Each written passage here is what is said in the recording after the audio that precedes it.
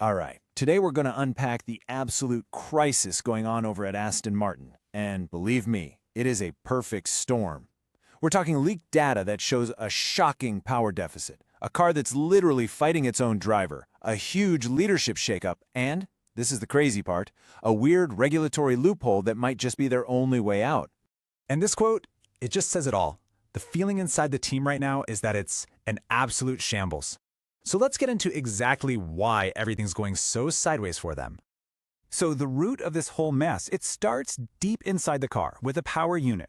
We are talking about a severe and honestly a kind of shocking power deficit that puts them on the back foot before they even start a race. And here is the sheer scale of the problem. Get this.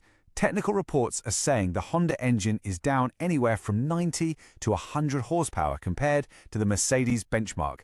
Now, just to be crystal clear, in Formula One, that is a colossal race-ending gap. But this is where the engineering gets really fascinating. A 10% raw power deficit?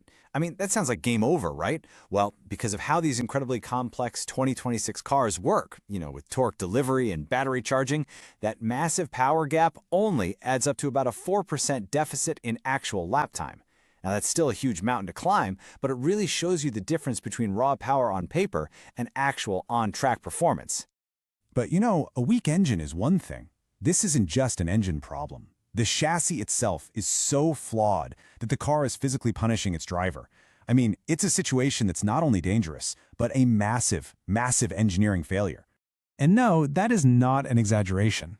During the Chinese Grand Prix, reports confirmed that Fernando Alonso had to literally take his hands off the steering wheel in the middle of the race. The vibrations coming through the chassis were just too violent for him to safely control the car. So how on earth does a top-tier F1 car get to a point where it's actually injuring its driver? Well, it's this crazy chain reaction. As the race goes on, the fuel tank empties out. Now that fuel usually acts as a kind of dampener, soaking up engine vibrations. Once it's gone, those raw vibrations shoot straight through the chassis to the driver, becoming so bad they reportedly injured Alonso's wrists and forced the car to retire. So you've got this fundamental power deficit and a chassis that's shaking itself to pieces. These aren't just little glitches, right? They point to a way bigger problem, which it just begs the question, who is steering this ship? Unsurprisingly, this level of chaos has triggered a major shakeup right at the very top. So what's the plan? Well, Aston Martin is trying to stop the bleeding by restructuring its so-called dream team, hoping they can tackle these core engineering failures head-on. And the strategy here is pretty clear, right? You put your biggest brain on your biggest problem. So, Adrian Newey, the legendary design genius, is stepping away from being team principal to focus on what he does best, fixing this car. And to actually run the team day-to-day, they're bringing in Jonathan Wheatley, a seasoned pro from Red Bull. The goal is pretty much to recreate that legendary Red Bull structure. Let Wheatley manage the team and let Newey engineer a solution. Okay, and this is where the whole story gets, well, kind of weird. In the crazy political world of Formula One, being this far behind might actually be Aston Martin's secret weapon. I know, it sounds nuts, but a regulatory loophole could offer them a lifeline. And the magic key to this potential comeback is a little three-letter acronym, ADU.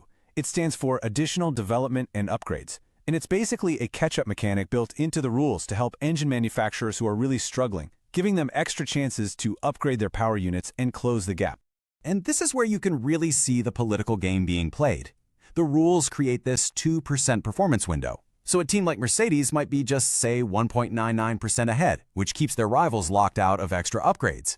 But because Honda is so far behind, at that 10% deficit, they are way outside this window. And that basically forces the FIA to grant them these ADU opportunities, letting them upgrade their engine when other teams can't. So, look, there is a path forward here. The team is restructuring, and they have this regulatory lifeline to help with that engine gap. But let's be real, this is an incredibly long and steep road ahead. That power unit is still a massive handicap. Which leaves us with the ultimate question hanging over this whole project, doesn't it? They're putting the right pieces in place, with a proven leader and an engineering legend focused on the problem. But in a sport this competitive, can a new boss and a rulebook lifeline really be enough to overcome a 100-horsepower problem? Only time is going to tell.